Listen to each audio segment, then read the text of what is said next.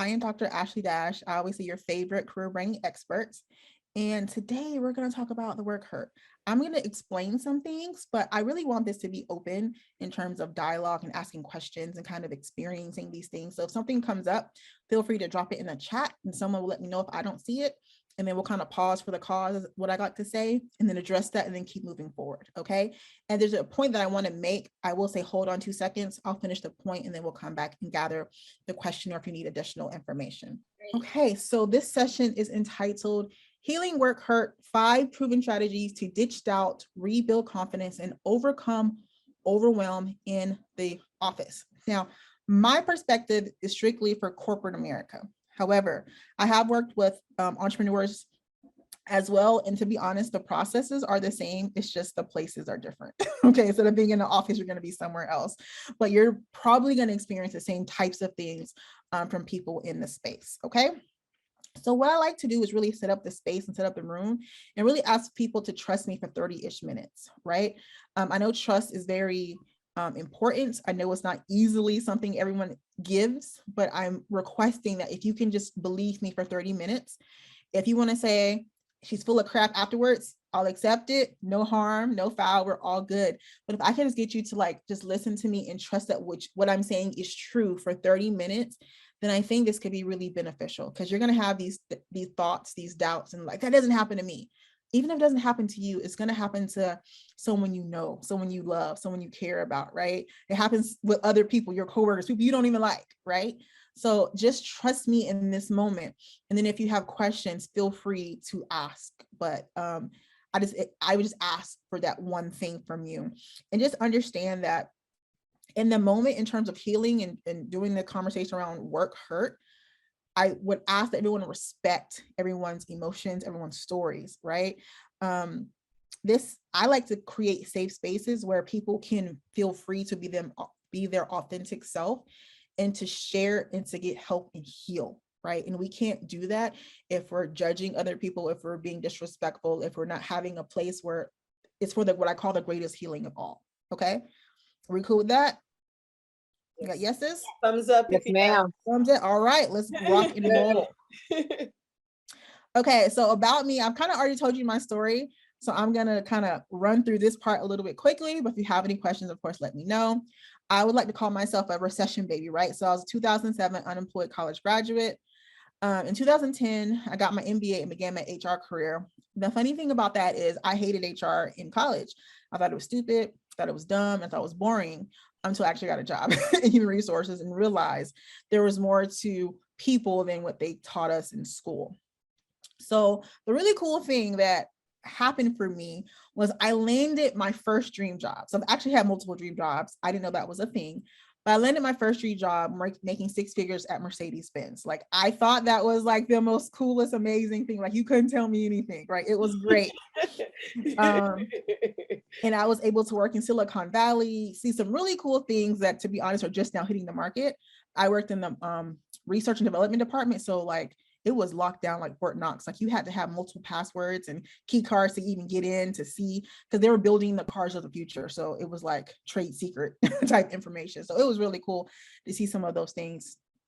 Throughout my journey, I've always had, I have to be honest, work hurt or traumatic experiences, big ones, little ones, for lack of better words. I wrote a book about it called Finding Career Freedom. And that was really cool because I felt like people, even family members, took a step into my life to understand some of the battles that I was facing in corporate America. Because for me, I was one of the first at the time or only people experiencing what I was experiencing, maybe in my friend group or in my family, right? Because they were in different fields. And then life crashed, right? So then I got fired. I became broke and I faced foreclosure in the US. And then I was able to kind of bounce back from all of that and land my 6-figure job here in Japan, where I currently live. The question most people ask all the time is what I do here in Japan. And I work for Yamaha Motors and I work in global leadership development. So to be honest, I'm dealing with this kind of the same concepts I'm telling with you guys, just on a higher level. And we don't say, work hurt. We say, employee engagement, it's the same types of things, right? but that's what I do for my personal business and for my professional career. And to be honest, I love it. I think it's cool. And to be honest, I really wouldn't want to be doing anything else but what I'm doing. Okay, so there's some startling statistics I like to kind of just start us out with in terms of just to kind of understand how impactful this is the workplace stress, right? And that's part of work hurt, right? That's part of being disengaged, overwhelmed, all those things. It costs the US economy more than $500 billion, billion with a B, right? And that's according to the American Psychological Association. However, we're not in America, we're in Japan. So I thought it was relevant for us to talk about what happens in Japan. And globally, Tokyo, Japan is the #1 city, right? The top 10, the #1 city with the highest burnout in the world. Whoa. Okay. In the entire world, right? Los Angeles, USA is also on the list. I also used to work there, right? So when we talk about work hurt, people are most of the time internally saying, well, that doesn't apply to me, right? You're in Japan, right? Even if you're not in Tokyo, it applies to you. Okay. Are there any questions on this? Because I just found this to be very startling in terms of. Yeah, I have a quick question. Yes. What does that burnout mean? What does that imply? Like people taking sick leave or Burnout means everything. So burnout means people who quit their, so like we talk about the great resignation, like it's happening around the world, people quitting jobs. Looks like people getting sick, looks like mental health issues. It looks like people being sick, looks like people having heart attacks at work. A lot of men actually who appear healthy, they jog, they drink water, they do all these things, and they kind of just like have a heart attack. It's from workplace stress. It shows up mentally, physically, emotionally. People who are, sorry, I hear back, I'm not sure if that's me, but it shows up. Sorry, 1 second. Ali, can you mute? I think you're causing the feedback. Okay, will you try again, Ashley? No problem. Okay, girl. So it shows up in a variety of different ways for different people, right? It can manifest itself in anxiety, depression, disengagement. Like there's so many different ways it can show up, right? Unfortunately, one thing that we talk about here in Japan, at least, is suicide, right? There's like an undercurrent of that. So this is the one thing I do say, and I kind of pause for the cause, is that I am not a therapist, right? I am not a licensed clinical psychologist. That is not my calling. However, and if we get into that space where I feel like we're going that way, I'll always pause and say, listen, you need to go talk to someone because I'm not that person, right? Because there are certain things that I can help with, and there's other things that are beyond my capability, right?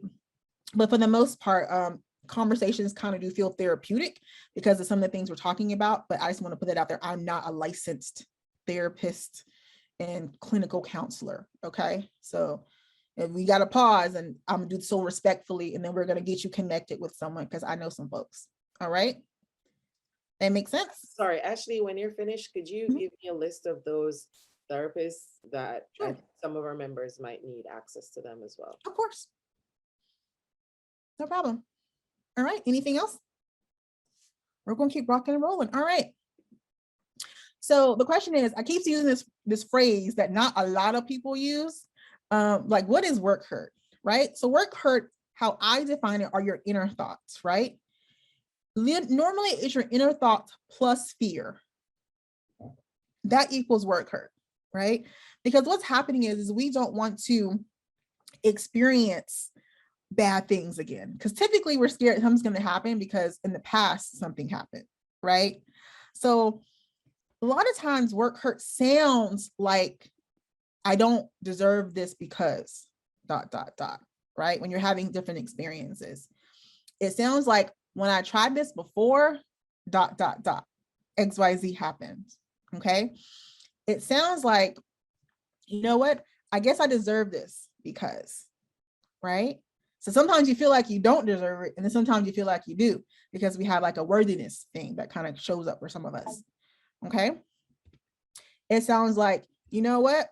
They are not listening to me, and that's why I had to. And I have to be honest, this is one of my old school favorites right here. This is like an oldie but goodie, because in my past, I felt like people weren't listening to me. So then I got louder, right? And they weren't listening. So then I got louder, right? And they still weren't listening. So then I got angry, right? And that showed up in certain ways with family and friends and at work, right? Professionally, that was just, to be honest, it just was not the right thing to do. But I didn't know that I was having these thoughts. I didn't know I was scared of not being heard. I didn't know that was happening. And it had to kind of be revealed to me. I should know better because, right?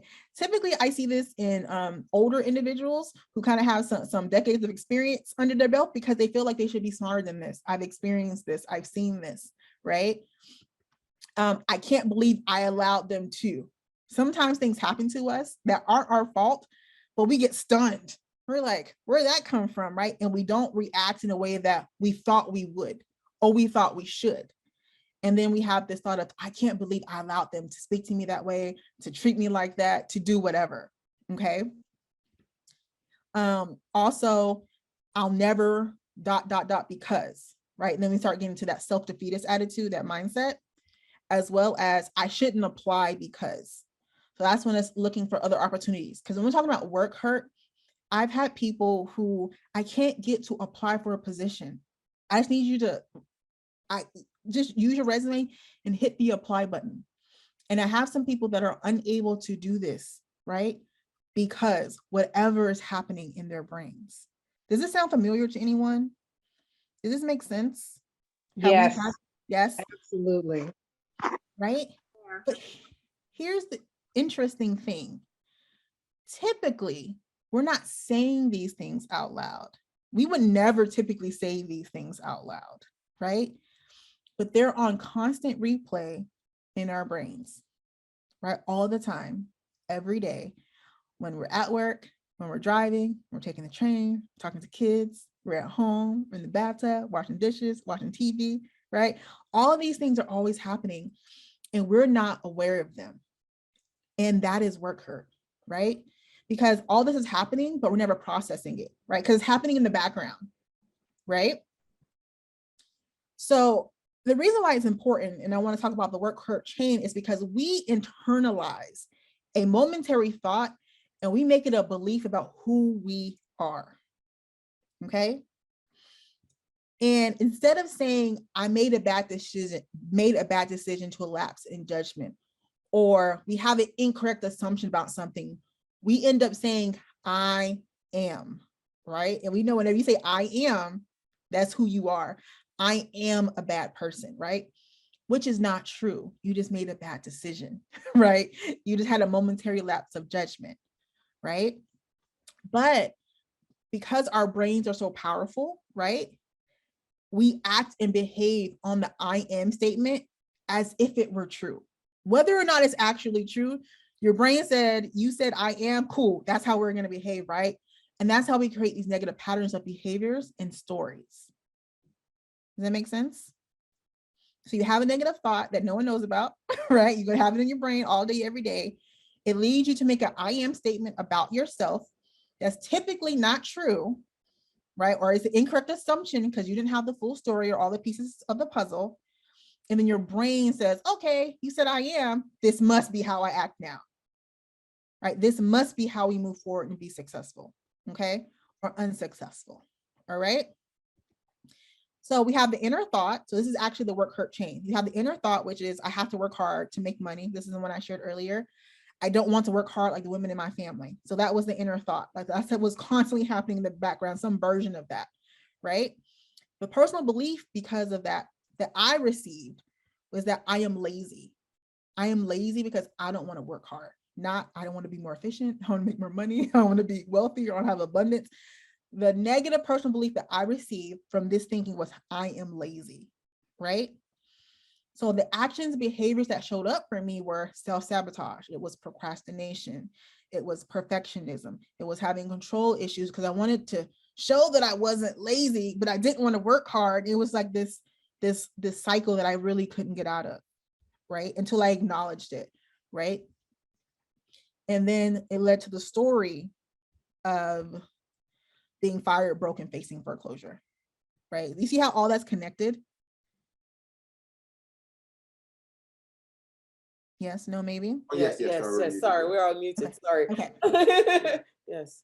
Does anyone have any questions? Anybody want to like go through this for themselves or want to start with a thought they feel like they're having? I just wanted to ask, Mhm. where does the what level is the fear playing a part? Is it part of, is it building your inner thoughts, or is it happening between the inner thought and personal belief? Where's the fear playing a role in this work hurt chain? So in terms of fear, it happens, I feel like in this space right here, the inner thought and personal belief space. Right. But let me rephrase that. I would make it an underpinning. Let me say it. So if I could draw a picture, right? I would put fear on the bottom. If there's a pyramid, fear would be at the bottom, Like fear of holding not everything having up. a job, fear of being Yes, unemployed, fear of being homeless, fear of not being successful, all that kind of stuff. all of that stuff. And it can be what I call air quotes big fears or little fears, right? So big fears would be things like job loss, unemployment, foreclosure, homelessness, like things that affect like Maslow's hierarchy of needs, like security, like those are like I call big fears. Then you have what I call other fears that are just as important, like they feel exactly the same as homelessness, right? Fear of success or fear of not being successful, right? Fear of not having enough money. You know, like all of those things Yeah. really go into how you think, but we're not aware of that, right? And fear will keep you stuck. And it's not, to be honest, a negative thing. It's just your body and your brain's way of keeping you safe, right? Because when you are where you are, you know what to expect, right? Even though it sucks, there's no danger because we know how to do this, right? We know how to manage this. But when you want to go to the next level, you want to break through and be successful in a different space or a different way, or try something different. Your brain's like, I don't know about all that. Hold up. You're not, last time this happened, so-and-so said XYZ. Last time we tried this, remember when your mama, your daddy, you know what I'm saying? Like this is what's happening in our brains, but we're not acknowledging it. And this is how we show up to work. And this is how we're working with other people, how other people are working with us, right? Like I still get frustrated at work, but I have so much more grace for people, right? Because I know they're working in fear, right? When someone says something snappy or sneaky to me, or I feel like someone's intimidated by me, they're just nervous. They're just scared, right? Now, just so that we're clear, we still won't correct them, right? Because I am who I am. But there's a grace and an empathy and a compassion that also exists in that same space, if that makes sense. Actually, I have a question. You Mhm. said fear of success. Yes. How does that manifest itself if you're normally people talk about not being successful, Mhm. but how does fear of success, how does that manifest in Typically, fear of success shows up in you being stuck at a certain level. Like you can't break through. Like you ever see someone who's been in the same job, same position, same pay for like 5 years, 10 years, right? Like they just there. They're scared of moving forward, whether they admit it or not, right? Because they don't know what that next level of success looks like. Right. They're not sure what responsibilities there are. It's very similar to what I experienced, and what most people experience when they reach a certain economic part or economic point in their life, right? In America, typically it's like a six-figure type range. Um, for me and my family, no one had ever made that amount of money, like in a corporate job. You know what I mean? That's from where I grew up. That's not traditionally how we got down, to be perfectly honest. So in order to get to that level, there are certain things I had to do, certain things I had to learn, certain words I had to stop saying, I had to show up differently, right, to make it. And some people feel like they lose part of themselves, so they don't want to do that, so they're scared, right? But once you are successful, then there's a certain way that people look at you. They view you, the type of help that they want. So like, was I prepared to have conversations about money now that I made money for people who needed money, right? With success and with moving forward, there are new problems that you'll be scared to face because you've never had to face them, right? It doesn't matter if someone asks you for money if you're broke. We're all broke. Not a big deal. I ain't got it, right? What happens when you do? Right? What happens when you could easily pay for XYZ, but someone's being lazy? right? What happens when, these are different types of problems that most people don't feel like they're equipped to deal with, or they never had to deal with it. Instead of dealing with it, they stay stuck where they are because they're scared of being successful, right? Are people going to view me differently? I experienced the same thing last year when I got my doctorate. Like, I've always been brilliant. I've always been amazing. I've been doing this way before I was ever a doctor. But for some reason, those two letters just changed people's perspectives of me, right? And how I should show up in the world, and what I should look like, and what I should dress like, and how, I've always been myself and silly and fun and free, right? But because I've healed my work hurt, because they just have perceptions of what they think I should be, right? Because they have their own version of work hurt, right? Of what they feel. I don't subscribe to that. So I show up in the way that makes sense and is comfortable to me. This is my version of success. It doesn't matter, what your version is, right? If you want to show up a certain way, then you go become a doctor and show up that way, right?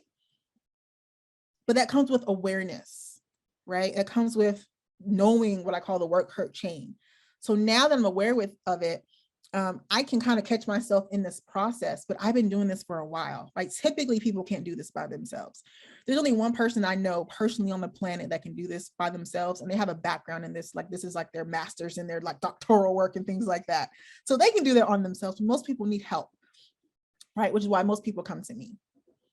Does that make sense? Yes. Yeah. Okay. Allison, do you have something, a question? I saw you unmute. Just want to make sure I didn't ignore you or Oh miss no, you. this is great. It's resonating with me quite a bit. Okay. Does anybody want to do this or not so much? I'm cool either way. I'm doing it internally. Is that okay? Okay. Yeah, if you Okay. do it internally, I do recommend that you write it down. Okay. Okay. Let me get a pen. Yeah. Go ahead, and I would just advise you write it down.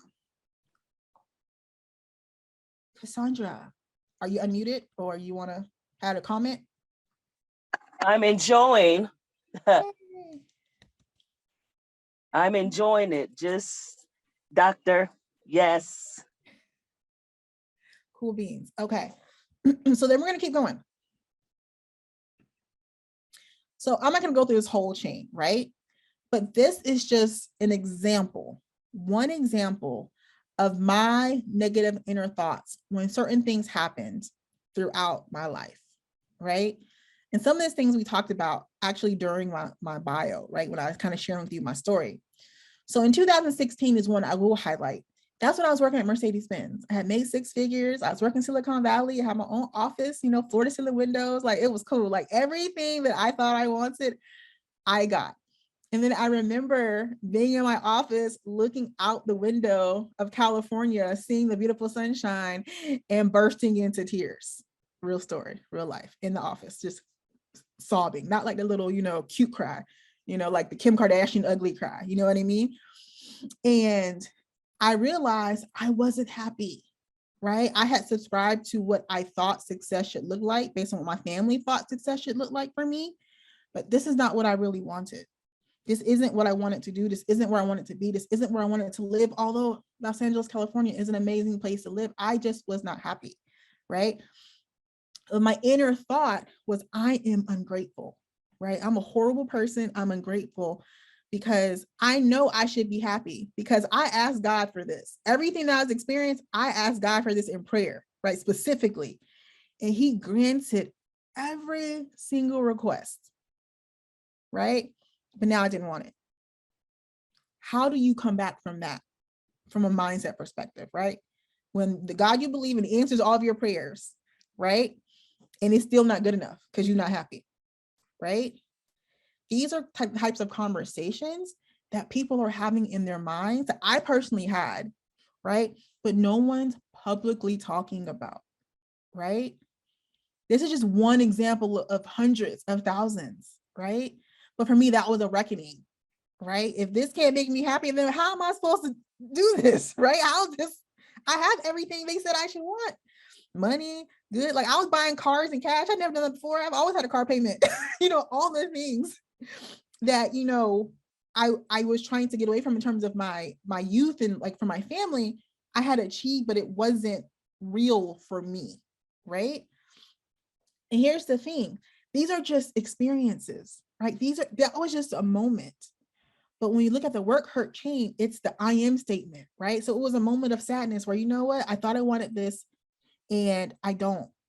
So the thought should have been, and it's okay, right? Let's go find what we want. But nope, I'm ungrateful. I'm a horrible person, right? That's where my mind went, right? And for most of us, that's what happens, okay? So the places that causes of work hurt are like the economy, right? Things like COVID, okay? You can't control COVID. You can't control the Great Recession. You can't control, any of that. But the thoughts that you have and the I am statements to come after cause work hurt, right? If you're in a toxic work environment, it is not your fault that your boss, your coworker is a butthole. Okay, I'll use another word, but I don't want to do that.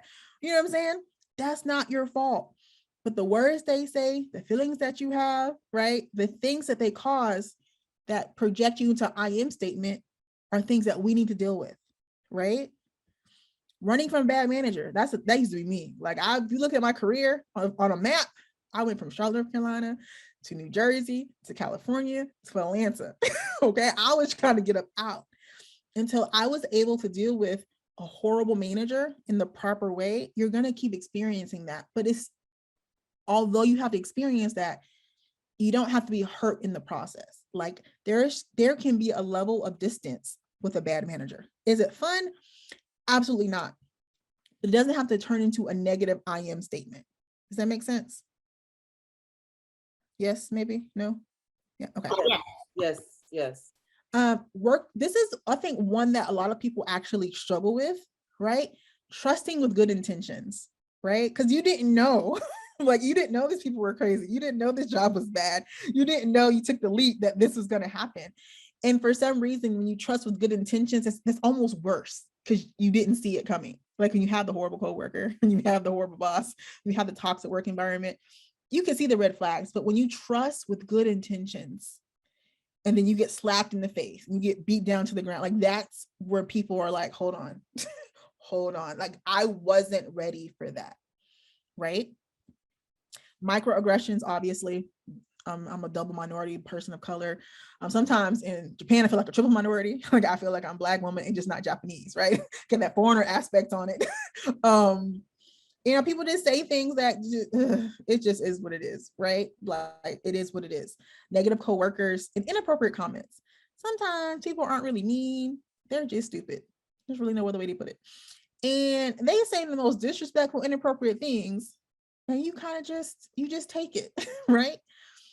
And you do it over and over and over and over again. Because here's the thing with work hurt, right? Typically, we're not fixating on one event, right? It's a history, right? It is years, it is months, it is days, right? Of you dealing with these things and not addressing them, right? When you don't address it, it's going to show up in work hurt, and it's going to show up in different ways. Some people will have emotional outbursts at work. Some people will not be able to get past a certain level at their job. Some people can't make a certain amount of money, right? Some people, it will show up at home, right? And people get divorced, right? Because they aren't dealing with things. The office, it shows up in different ways, but it doesn't have to. And just because you have these thoughts doesn't mean it's your fault, right? Like, it's not your fault that these things happen, but it is your responsibility to deal with the I am statements that result from them. Does that make sense? Yeah. Yes, ma'am. Okay. Yes. Are there any questions on this particular slide? I don't want to go through the whole journey, but I've had some crazy thoughts, as you can see on the screen. Sorry, Right? Ashley, when you said running from a bad manager, do you literally quit because the manager was bad? I got a better, that's how I got my 6-figure job offer. I was pissed. So because of my background and my skills in human resources and marketing, I know how to get a new job, right?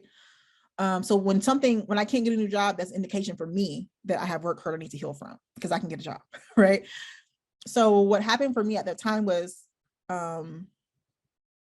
I was in a position where I had to there was a corporate, they call it reorganization, right? That's the way, that's the word, that's the term they use, right? Basically, I had to fire a lot of people, right? It's my first time firing anyone, but my first firing I had to do was a mass layoff type of situation.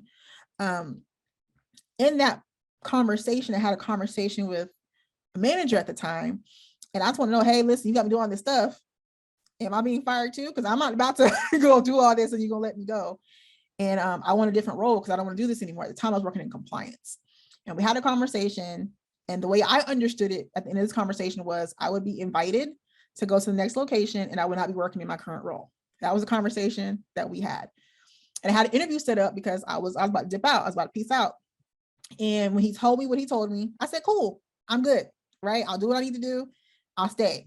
So I canceled my interview for the other organization. And I think, I'm not sure how I found out, but I found out that basically he lied to me. I was invited to other organization, but I was staying in the current role that I had, which is not the agreement that we had when we had that conversation. So then I came home pissed and started shopping my resume around. That's how I actually ended up with my 6-figure job in California. So yes, but he was actually a manager. I tried to leave in South Carolina and he followed me to New Jersey. It was crazy. So everything I'm talking about, I speak from experience. Like I know some people who are experts, and I put that in quotes too, they're experts because they watch a YouTube video or, you know, they read a book. Everything I'm teaching, I personally have experience. In addition to me personally experience, I have also had clients experience a version of this or their own version of this, and we walk through it through their version of that, right? Because it shows up differently for everyone, but the beginnings are always the same. Okay. Thank you. So yes, and sometimes it's not so for in my instance, it was the same manager for a particular for her particular season. For other times, it's not the same person, it's the same type of person. Right. So you leave an organization or you leave a department, right? And you're like, dang, I thought I left this person. It could be a different gender, it could be a different color, right? But the same types of negative characteristics or the same types of mindset, you'll keep experiencing it until you deal with it. All right. Questions on that? Yeah, I have one question. Mhm. Yeah, so for, I guess since you're dealing with a history of like negative thoughts, how do you, I guess, how do you remember it all? Like, how do you kind of go back and pinpoint, okay, this is where this happened, this is when this happened? Yeah, I'm just kind of curious about your process of, you know, kind Yes. of drawing that memory out and remembering it. Hold that thought because I have a slide on that. Okay. We'll get you on that one. So if you could hold on, don't let me forget, but we'll get to that. No But problem. typically what happens is that it's not something that you have to do. It's something that you can't necessarily avoid or ignore, right?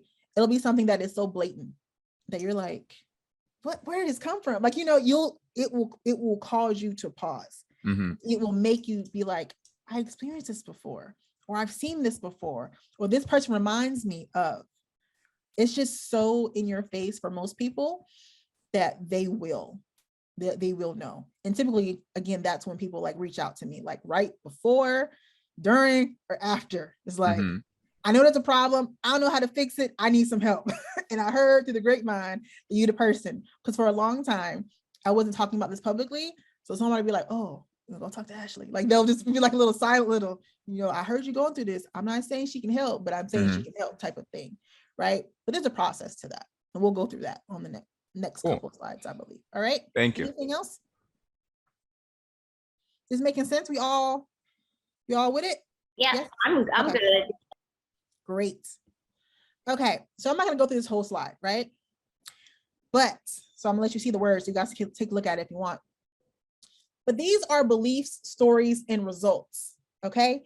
The reason why this is so important, in my opinion, I kind of think this is kind of more important, is because I've been talking about negative labels and mindsets the entire time, right? But they're not always negative. Sometimes they're positive, right? So I want to walk through different, what I call archetypes that people fall into, right? There's more, but these to me are the most common. For men, we have men on the line. Typically, men fall into the action taker or fix it mentality, right?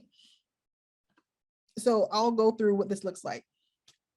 So your belief, right, is that you're an action taker. You get things done, right? You're the woman or you're the man. Like, yes, I got this. I can handle this. I've got a problem. Cool. I can fix it. if anything comes up, I'm ready to take action, right? I'm depending on myself, other people depending on me. I can get things done, right? But typically your story is you're taking all of this action. Like you're doing all of these things. You're staying late, you're coming early, you're doing extra, going above and beyond, you're picking up whatever, the slack from somebody else, you're having extra conversation, you're doing all of these things, you're taking all of these actions, but you're still not achieving your goals, right? Like, That hits so deep. I'm sorry. I'm sorry you're experiencing that, but yeah, it does. And I've been all of these people, again, at different parts of my career, right? And the result of all of that is high stress, physically, mentally, emotionally, spiritually, right? Like this is what it looks like when it's positive, right? And here's the interesting thing. Sometimes you can hear the positive actions from other people. They will verbally say these things to you because before, remember, we're focused on our own thoughts, right? What's happening in our own brains, right? But these positive words come from, it can come from other people verbally. They say, oh my gosh, you're always doing XYZ, action taker, right? I'll undo the list. You're so dependable, right? I do find a lot of women fall in this one personally. Like, because you're so dependable, you always show up, you're always the person that everybody goes to. That's great, but you're repeatedly denied, more money, more promotions. There's no movement. You're stuck in your current role. You can't get out of. They won't fire you because they need you, but they won't promote you because they need you too, right? Like these are they could potentially be trigger words for certain people, right? A Mr. or Mrs. Fix-It, they're the family head of household. Like they have the responsibility financially, right? Emotionally, right? Of the family, right? And most people who have the fix-it mentality, right? Head of household could be for a family, for your friend group, or just for yourself, right? It doesn't have to be like a family per se, right? These type of people often fall into high pressure and isolation because they don't feel like they can talk to someone because they're the person people come to fix things for them. Right? So you can't, it doesn't, for most people, when I was in this space, I felt like I couldn't talk to someone else because I'm Dr. Ashley Dash. Who does Dr. Ashley Dash talk to? Right? If I'm teaching you about work hurt, I can't come to you because I'm work hurt, right? And most people kind of in that space, and I've found it typically, to be honest, in Black men and single Black women who are like head of household, they fall into the fix it. Like they are responsible for so much, right? And that leads to high pressure and isolation, and that is not healthy, right? Because then you feel like you really can't talk to anybody. There's no one that can relate to you because you're the person that they're supposed to be fixing everything. This makes sense? Unfortunately, I'm gonna say unfortunately on this part. Yeah. Yes. Makes sense. Yes. It sucks, full disclosure, right? But it sucks more to operate this way and not know, right? Because now that you know, then you can address it if you're willing to, right? And when you're willing to address it, it does hurt. It stings. And you're like, oh, it's kind of cool, like, but okay, I can roll with this, And this is what you're actually fearing. So when you talk about where's the fear come from, the fear knows, right, the pain that some of this causes, right? And it doesn't want to feel this. So it keeps you safe, and keeping you safe keeps you stuck. Okay. All right. So we're Mac, I believe you asked the question, how do I fix this? Like, okay, that's cool and all. You got me with the memories and it's all making sense, but how in the world do I address this, right? And this is what I call a roadmap, right? This is a healing work hurt roadmap. And I'm going to tell you all the steps to go through. And you can do it, but I'm going to be honest with you. It's difficult to do well by yourself, but it is possible. Like I said, I had an 8-hour session with someone of the mindset person, right? Because I had a lot of stuff I had to deal with. Now, the process I'm going to show you will help you. It'll get you on the path or journey, right? It'll get you started, but it may not get you to the end, which is the full healing that gets you the transformation you want at the end. Does that make sense? So I don't want to have like any false advertisement out here and be like, you didn't, right? No, that makes sense. Okay. And it's also not instantaneous. So before I share this, one more thing. When I shared, hey, I did this 2 days later, and then I applied for a job a week later, I got this job. That is personally how my life works. So there's a level of awareness that everyone should have for themselves. So when I have, for me, emotionally or spiritually, right? When I get really, really, really, really frustrated or angry, the world moves for me. Like, I don't know, I'm not sure what it is. I haven't quite identified what it is. It's almost like having the world bend itself because I'm angry, right? So when I got my job at Mercedes-Benz making 6 figures, I was pissed, right? That job happened in, I think, 30 days, right? It just happened so quickly because I was angry. And I didn't even interview in person for California. I had never been to California and they offered me a job, right? So those results are not typical, right? So my results are not typical for you, but you can have atypical results for yourself, whatever that looks like for yourself, okay? So the first thing you're gonna do, right? So this is part of the 5 proven strategies, right? To help you heal from work hurt, right? So number 1 is reflect, right? Where did that thought, story, memory come from? So typically what happens is you're gonna be triggered, right? This sounds horrible, what I'm gonna say, but if I'm doing my job right today, you should have been triggered by something I said today, okay? Whatever triggered you, it should have been a person, a thought, a story, a memory, a workplace, like something real like when you do that sound, once that happened, that's triggering, okay? Reflect on that and just write out what happened. Why did that make me so uncomfortable, angry, upset, anxious, whatever, right? Where did it come from, right? And what other times does something like that show up for me? Because typically it's tied to other things, okay? The second thing you're gonna wanna do is be honest about what really happened. And this is something that I feel like some people skip, and I skipped this part, to be honest. What really happened? And I always tell people to ask the question, are you sure? Because we're in our feelings, when we're in our emotions, we add things, we remember things differently. Like there's like a level of objectivity that's missing, right? But now that we're far removed from that situation, hopefully, right? Or at least in a safe space to think about it, what really happened, right? Because in my mind, I'm gonna tell you my situation. In my mind, my boss was a butthole, right? And he made me fire these people, right? And he made me say no to this interview. Is that what really happened? No. What really happened was he was honest with me and he changed his mind. To be honest, that's what happened, right? He's like, I told her I was gonna keep her, I am, but I can't let her out of this role because I need her because we're gonna hire new people and I can't hire new people in this particular role. That's actually what happened. But I wasn't mature enough at the time to deal with that. I was like, no, he's a butthole. He did this on purpose, right? He didn't make me cancel my interview. I could have still interviewed. That was a conversation, right? Yeah. So you have to be honest. And this part can be very confronting to yourself, which is why I say it's difficult sometimes to do this by yourself. Okay. The next step is taking responsibility, right? So some things happen to us. Sometimes it actually is unfair, right? So like when we when we're being honest, take responsibility, we don't take 100% of responsibility, right? Not everything is our fault.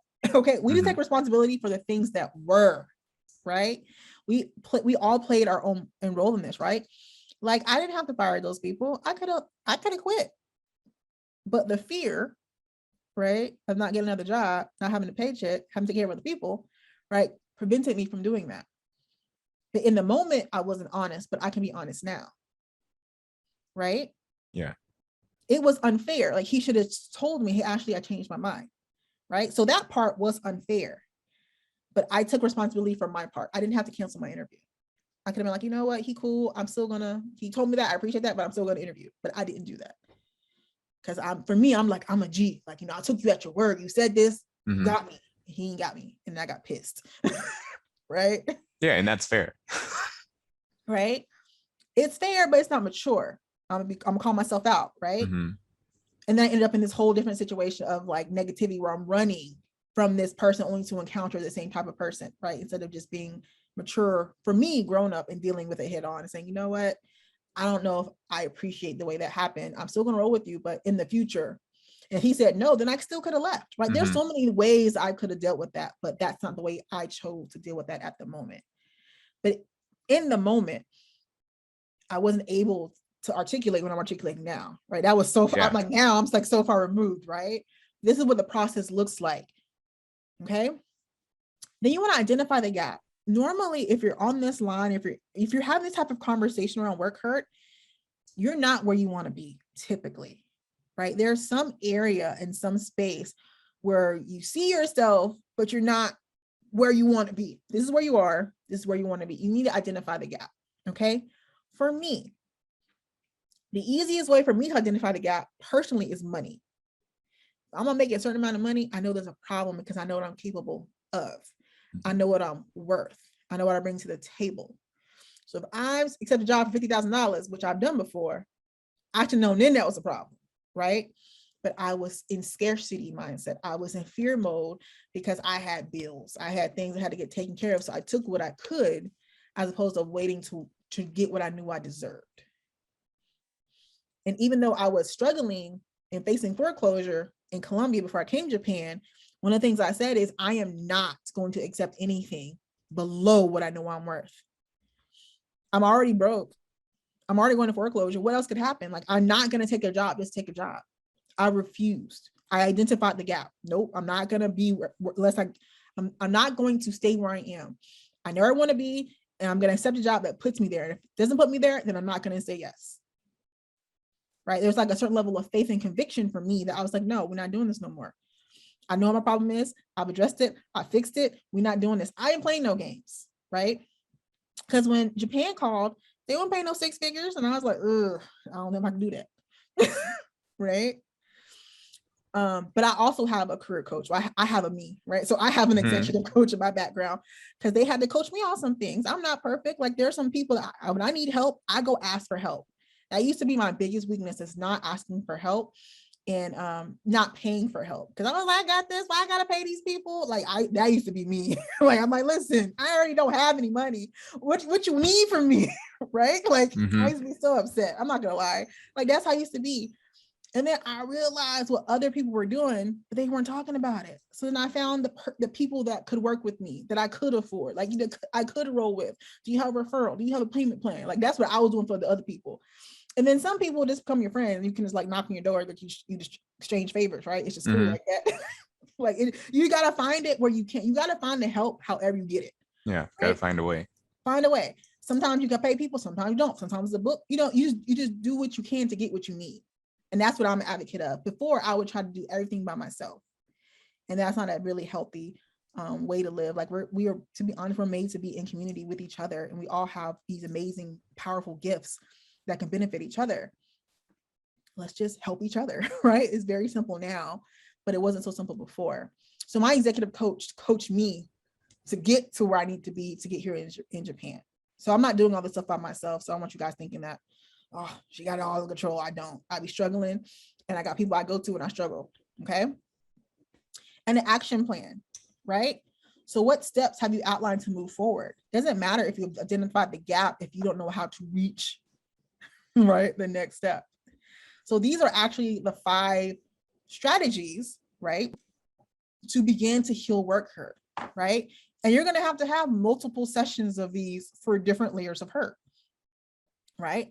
Maybe someone says something disrespectful to you about how you speak. So now you don't have the confidence to clearly articulate presentations anymore, right?